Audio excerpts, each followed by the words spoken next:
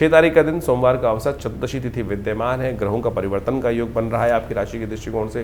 थोड़ा सा स्वास्थ्य के मामले में ग्रह भारी रहेंगे इन दिनों, चीज़ों को थोड़ा ध्यान रखते हुए कार्य करें। मौसम परिवर्तन की तरफ जा रहा है और कहीं ना कहीं स्वास्थ्य के मामले में 2-3 दिन खासतौर पर बहुत फूंक फूंक के कदम रखने की ज़रूरत है। आजकल वायरस बहुत ज़्यादा फैलते रहते हैं, कोई सामने छींका और आपको इन्फेक्शन दे गया तो कहीं ना कहीं दिक्कत हो सकती है। शरद पूर्णिमा की रात्रि है, इम्यूनिटी को बूस्ट करने के लिए भगवान ने वैसे व्यवस्था कर रखी है।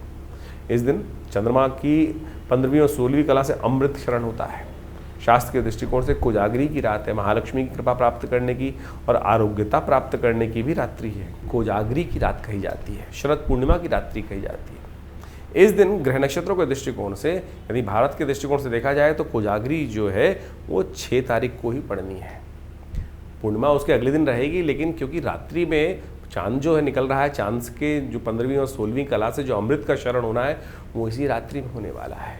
शास्त्र में बड़ी अद्भुत कथा विद्यमान है। कहा जाता है कि एक दिन, इस कोजागरी के दिन, कोजागरी ये शब्द जो है वो बड़ा अद्भुत है, कौन जागता है। और कहा जाता है महालक्ष्मी और इंद्र जो हैं वो गज पे आरूढ़ होकर पूरे संसार में भ्रमण करते हैं और जो जागते हैं और उनके जीवन में भगवती महालक्ष्मी कृपा सुंदर प्राप्त कराने के योग बना देती है।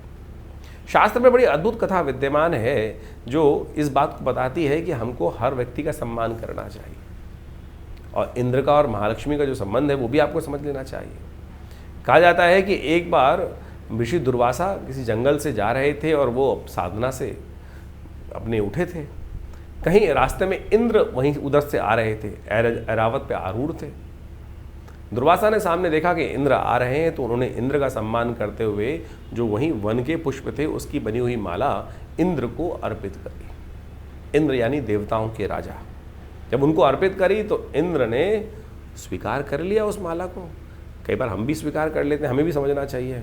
और उस माला को ऐरावत के सिर पे रख दिया, स्वयं पहनी नहीं, उतार कर वहाँ रख दी। जब उतार के रख दी तो ऐरावत ने लगा उसको, वो भी जब इंद्र का वाहन था, जितना बड़ा राजा होता है उसका जो ड्राइवर होता है वो उससे भी बड़ा बन जाता है कई बार। तो कहा जाता है कि ऐरावत ने भी मदमस्त था, उसने उठाई वो माला अपनी सूंड से और वहीं जमीन पे पटक दी। दुर्वासा के समक्ष ही रहते रहते ही समस्त घटना घटी।